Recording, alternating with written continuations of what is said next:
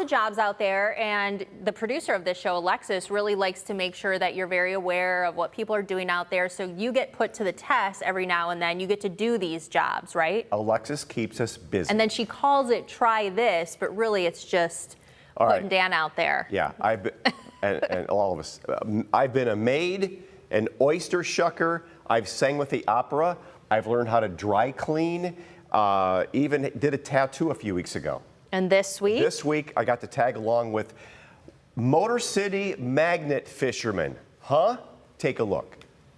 Here along the Maumee River and the Great Lakes, Lake Erie, a lot of good fishing here. You ever go fishing? You know, you can get walleye, you can get perch. Well, some guys said, hey, we like to go magnet fishing. Ever hear of that?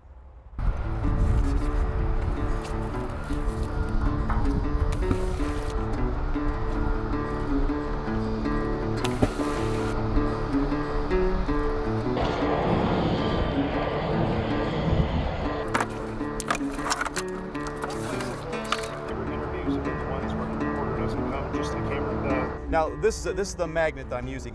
Tell me about it. So this is a Kratos Titan. This magnet is rated for 3,800 pounds pull strength.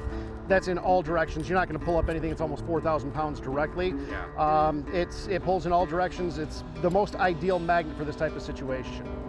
Here it is. The long rope. It's a 100-foot rope. Yep. It is a climbing rope, so you won't have to worry about breaking it. You pull it slack out here? Nope, you can just chuck it as far as you can. Okay. It'll feed itself out of the bucket. All right, here we go.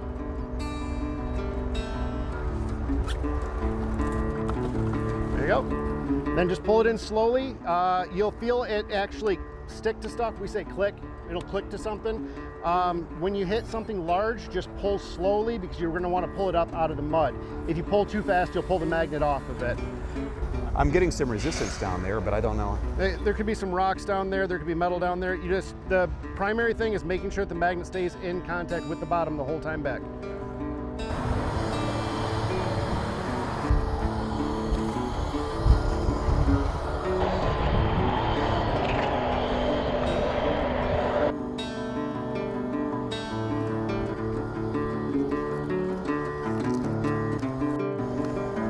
Five spark plugs.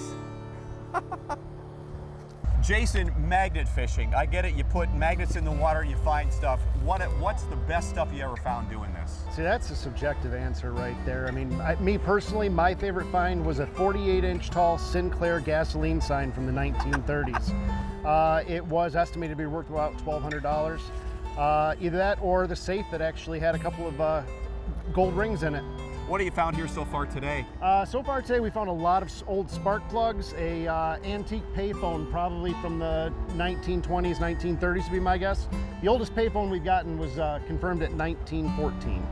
I had never even heard of magnet fishing until a few months ago, and then also last year some fishermen found some mortars and some grenades. Was that you or? Probably. If it was in Ohio. Has it happened a lot of times? I think we found close to 30 explosives in the state of Ohio. We work with the Northwest Ohio Bomb Squad pretty regularly. What area do you pretty much go fishing in? Pretty much the northern half of Ohio so far. We don't venture too much further than that because, you know, a 3-hour drive one way, it takes a good part of the day to do that. Now this is Swartz Road, just off Matzinger, and the trains. But this is a crazy area. So you come here a lot? Most of the time when we come to Ohio, we definitely try to make a stop over at this area. There's just so much in the water here. We're trying to get out. So you can make some money doing this? Oh, absolutely. Sometimes it's not common. That's not the norm. But we have a lot of fun doing it. And the best part about it is actually leaving the waterways a little bit better than we found them.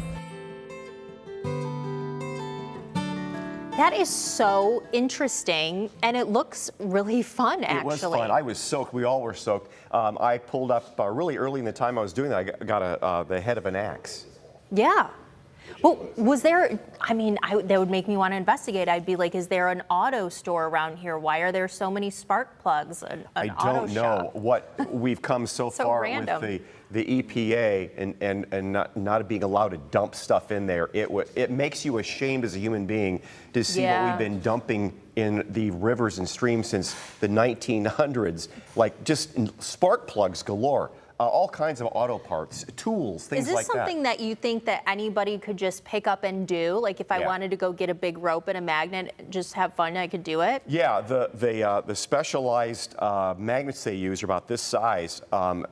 I don't remember what strength they had, but you could probably do some research online and find out. But then, yeah, you attach them to a rope and throw them in there and just start going to town. I like that. It's not really a for-profit thing. It's more for the fun of it. Yeah, You get seeing what you interesting can find. artifacts, and Yeah. occasionally you find something really valuable. But yeah, they told me earlier they found a snowmobile in there, in that location. A snowmobile. And the two of them were trying to get their lines together to pick it up, but it was too heavy to get out of the water in that They location. need a bigger magnet. Yeah, That looks like a lot of fun. crazy. Remember, we want to know what you want us to try out next. Email your ideas to news@WTOL.com. We'll reach out to see if we can set something up for you.